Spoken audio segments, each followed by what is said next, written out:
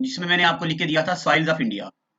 अब मैं आपको बताता हूँ प्यारे बच्चों, सॉइल्स ऑफ इंडिया में आपको तो ये पता है एलुवियल साइल होता है, लेटराइट साइल होता है, ये सब, और उनके फीचर्स मैंने लिखे हुए हैं, वो बड़े बेहतरीन और मैंने खुद हाथ से लिखा है। अगर आपको उसमें कहीं डाउट आएगा तो मुझे बताइएगा। पहले तो उसमें डाउट का कुछ है नहीं है, सिर्फ फैक्ट्स ही लिखने हैं, तो मैंने आपको लिख के दिए। अब ये जो अभी मैं पढ़ा रहा हूँ ना, ये वर्ल्ड ज्योग्राफी का टॉपिक है। जनरली अगर किसी पेपर में 5 सवाल आते हैं ज्योग्राफी के, तो उन 5 में से 4 सवाल होते हैं इंडियन ज्योग्राफी के, यानी कि हिमालय, रिवर, सॉइल, ये हल्की हल्की चीजें जो हमने पढ़ी आज तक, पेनिनसुलर इंडिया, पीक्स, ये सब।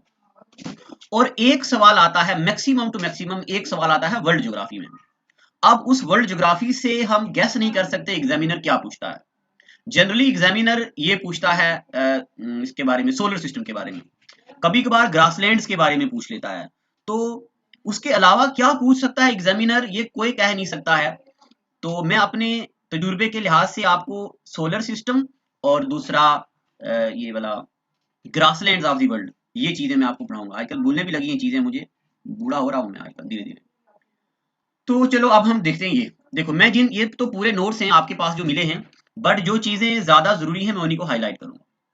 क्या? Study of earth is known as geography. तो ये बात किसको नहीं पता? स्टडी ऑफ अर्थ को क्या बोलते हैं हम? ज्योग्राफी बोलते हैं। उसके बाद हमारी गैलेक्सी का नाम क्या है? हमारी गैलेक्सी का नाम है मिल्की वे। गैलेक्सी मतलब ग्रुप ऑफ स्टार्स, दूसरा पॉइंट। उसके बाद हमारी जो गैलेक्सी है ना मिल्की वे, इसका सबसे नियरेस्ट गैलेक्सी कौन सी है? तो नियरेस्ट गैलेक्सी है एंड्रोमेडा। ठीक है, ये भी सीजीएल ने बड़ी बार पूछा है। Nearest galaxy from Milky Way is known as Andromeda.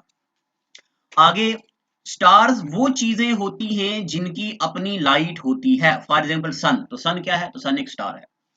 Galaxy का मतलब होता है billions of star, group of stars is known as galaxy. दो सवाल। उसके बाद ये फैक्ट वाली चीजें हैं, बेसिक याद रखनी है। Nearest other star from sun, अगर एग्जाम में आएगा कि हमारे सोलर सिस्टम के सबके पास कौन सा, सबसे पास कौन सा स्टार है, तो आंसर होगा सन। सूरज के अलावा कौन सा स्टार है जो हमारे सोलर सिस्टम के सबसे पास है? तो वो है प्रोक्सीमा। अच्छा, ये PROXIN नहीं है, M है, ये टाइपिंग मिस्टेक हो गई जरा। Proxima Centauri. Group of star को बोलते हैं गैलेक्सी, उसी तरह ग्रुप ऑफ गैलेक्सीज को बोलते हैं कॉस्मोस, और study of universe is also known as cosmos. Cosmos मतलब anything which is related to universe, उसको बोलते हैं कॉस्मोस। अब देखिए, यहाँ पे आपके सामने एक डायग्राम बनी है। ये हैं हम कहाँ पे हैं? अपनी प्यारी अर्थ पे। और हमारे सोलर सिस्टम में सेंटर में क्या है? सूरज। और group of other stars and ये सब, इनको क्या बोलते हैं? गैलेक्सी। और ग्रुप ऑफ गैलेक्सी को क्या बोलते हैं? कॉस्मोस। ये मैंने क्रोनोलॉजिकल ऑर्डर में लिख दिया नीचे से ऊपर। उसके बाद ये वाला पॉइंट भी जरूरी है, a unit to measure distance in cosmos, यानी कि डिस्टेंस का यूनिट होता है लाइट ईयर। ये बड़ी बार पेपर में आया है कि light year is SI unit of. तो लाइट ईयर एसआई यूनिट किसका होता है? डिस्टेंस का। अब मैं आपको बताता हूँ लाइट ईयर होता क्या। देखो, ये है सन, ये है हमारी अर्थ।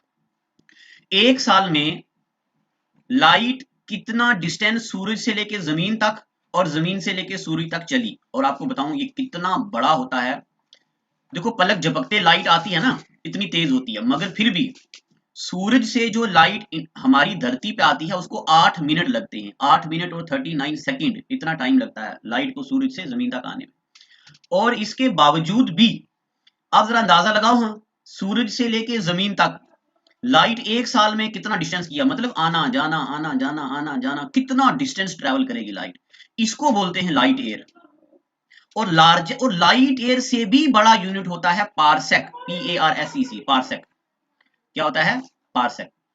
तो ये है, अच्छा, लाइट ईयर किसका यूनिट होता है? डिस्टेंस का। तो लाइट ईयर से भी बड़ा यूनिट होता है क्या? पारसेक। और एक पारसेक 3.26 लाइट ईयर के बराबर होता है। ये कुछ एक बेसिक चीजें मैंने आपको पढ़ाई हैं, आपके पास ये नोट्स हैं, वहां से इसको देखो। अब हम हल्की हल्की चीजें सोलर सिस्टम्स के बारे में पढ़ेंगे। देखो, ये बातें आपने छोटी क्लासों में पढ़ी हुई हैं, मैं रिकॉल करवा रहा हूं, तभी मैं ये सबसे लेट पढ़ा रहा हूं। सोलर सिस्टम होता है, ये एक स्टार्स का सिस्टम है, ठीक है। सन हमारे सोलर सिस्टम का हेड है, और it is made of gases. इससे बना होता है गैसेस से। कौन? मैं किसकी बात कर रहा हूं? सूरज की। देखो जरा देखो, ये वाला जो पॉइंट है ना, ये इसकी बात करता है, और ये वाला जो पॉइंट है ना, ये इसकी बात करता है। सूरज बना है गैसेस का। आपने 10वीं क्लास में पढ़ा, सूरज में होती हाइड्रोजन और होती हाइड्रोजन, हाइड्रोजन और हाइड्रोजन जुड़ती और बनता हीलियम। 10th क्लास में आपने पढ़ा। और फिर आपने पढ़ा इस प्रोसेस को बोलते हैं न्यूक्लियर फ्यूजन, पढ़ा ना आपने, ये फ्यूजन पढ़ा, फिजन पढ़ा। तो सूरज के अंदर क्या होता है? फ्यूजन। और एटॉमिक बॉम्ब, एटम बॉम्ब भी इसी प्रिंसिपल पे बनता है। सूरज के अंदर हाइड्रोजन होती है 72%, हीलियम होती है 26.5%, और हाइड्रोजन कंटिन्यूसली कन्वर्ट होती है हीलियम गैस में, और इस प्रोसेस को बोलते हैं न्यूक्लियर फ्यूजन। की देखो लिखा हुआ है, मैंने दिखा नहीं था। और सूरज की जो उम्र बाकी रह गई है, ये जनरली कहा जाता है कि 10⁹ बिलियन ईयर्स ऑफ एज, इतनी साल सूरज की उम्र बाकी है, यानी कि आप बस क़यामत नेड़े है, ये मतलब होता है इसका। ठीक है, अब जरा आगे ये देखो, सूरज की पिक्चर क्या है, ये पेपर में बड़ी बार ये सवाल आया है।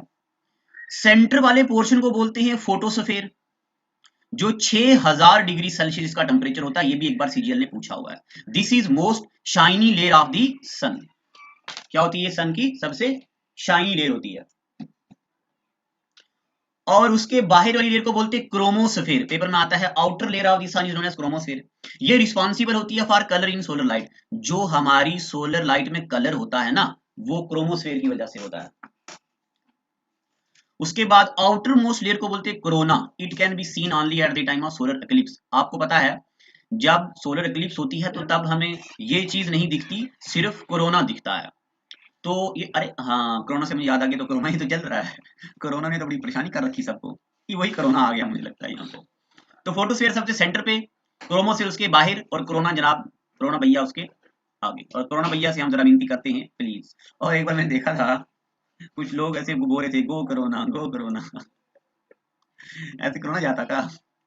चलो, उसके बाद सूरज के मैंने जो आपको बोला ये कलर्स होते हैं, और प्राइमरी कलर कौन से होते हैं? रेड, ब्लू और ग्रीन। ये जनरली साइंस में मैंने आपको पढ़ाया लाइट में, दीज आर प्राइमरी कलर। और ये जब तीनों मिक्स होते हैं तो व्हाइट कलर बनता है, व्हाइट दिखता है। ठीक है यहाँ तक। अब आगे देखो, कुछ कुछ और बेसिक चीजें हम पढ़ेंगे। आपने सुना होगा इक्लिप्स क्या होती है। इक्लिप्स के बारे में भी बेसिक फंडा पढ़ाते हैं। जब सूरज, चांद और जमीन तीनों एक लाइन में होते हैं, इस पोजीशन को ज्योग्राफी में बोलते हैं सिजगी। क्या बोलते हैं इसको? Syzygy. When sun, moon and earth are in same line, this position is known as syzygy. दूसरा point, eclipse do not takes place in every new moon और फुल मून। हम ये सोचते हैं कि हर नए चांद के दिन या फुल चांद वाले दिन एक्लिप्स होती है, ऐसा नहीं होता। Because the orbit of earth and moon are not in the same place. देखिए, ये है हमारी अर्थ, और उसके आसे पास घूमता है चांद। आपको पता है जमीन का और चांद का ऑर्बिट एक नहीं है। ऑर्बिट एक तब कहने का मतलब है जमीन टिल्ट है अपने डिग्री पे, जमीन जो है अपने डिग्री पे 23.5 एंगल पे टिल्ट हुई है। हाँ, ये देखो लिखा हुआ है 5 डिग्री टिल्ट बिटवीन दीज। अच्छा, जमीन अपने एक्सिस पे 23 डिग्री पे टिल्ट है, बट जमीन चांद के विद रिस्पेक्ट टू 5 डिग्री पे टिल्ट है। इसलिए ये एक स्ट्रेट बिल्कुल एग्जैक्ट में नहीं आते, जरा आगे पीछे रहते हैं। देखो, earth, moon, sun, it is the position of solar eclipse. It can happen only in new moon day. maximum duration is 7 minute और 40 सेकंड। ये भी याद रखना है, टाइमिंग भी याद रखनी है। देखो, सूरज के आगे आ गया चांद, और उसके आसे पासे आ गई जमीन। तो सूरज के आगे आ गया ना चांद, इसको बोलते हैं सोलर एक्लिप्स। पेपर में आता है ऐसा ही सवाल कि सोलर एक्लिप्स में क्या होता है। सोलर एक्लिप्स में moon comes in between sun and earth, यानी कि कबाब में हड्डी कौन आता? चंद्रमा। चंदा मामा दूर गए, लड्डू पकाए बूर के, पता नहीं कहा आगे। तो सूरज और अर्थ के बीच कौन आता? चांद। अगर सूरज और सूरज के सामने आ जाए अर्थ, अब चांद पे लग जाता है ग्रहण, इसको बोलते हैं लूनर एक्लिप्स। याद रखना, लूनर एक्लिप्स में सूरज के बाद अर्थ आ जाती है, और सोलर एक्लिप्स में सूरज के बाद क्या आ जाता है? चांद आ जाता है। और लूनर एक्लिप्स लगती है 1 मिनट की, और सोलर एक्लिप्स लगती है 7 मिनट की, जरा लंबी होती है। ठीक है, उसके बाद अब देखो, यहां भी सुन लो, ये पहले फिगर देख लो, ये वाली, ये है हमारा, ये है सन, ये है हमारी अर्थ। क्या होता है जब सूरज के आगे आ जाती है ना अर्थ, तो कुछ पोर्शन ऐसा पीछे आ जाता है जो बड़ा डार्क हो जाता है, यहाँ डार्क शेडो बन जाता है, ये जैसे ये डार्क है। और कुछ होता है जो लाइट वाला होता है। अब ये डार्क शेडो और लाइट शेडो क्या बोलते हैं, इसी तरह याद रखना, पेपर में यही पूछते हैं। शेडो कितने किस्म के होते हैं? 2 किस्म के, एक अम्ब्रा और दूसरा पेनम्ब्रा। अब अम्ब्रा और पेनम्ब्रा में क्या होता है, जरा, एक होता है अम्ब्रा और एक होता है पेनम्ब्रा। ये डार्केस्ट पोर्शन होता है पेनम्ब्रा। डार्केस्ट पोर्शन क्या होता है? पेनम्ब्रा। और लाइटर पोर्शन क्या होता है? अम्ब्रा। यहाँ पे लिखा नहीं है, आप जरा लिख लो ना। डार्केस्ट पोर्शन होता है पेनम्ब्रा, ये वाला जरा आधा रह गया। डार्क पोर्शन पेनम्ब्रा और लाइट पोर्शन अम्ब्रा। ठीक है, चलो अब यहाँ नहीं लिखा था।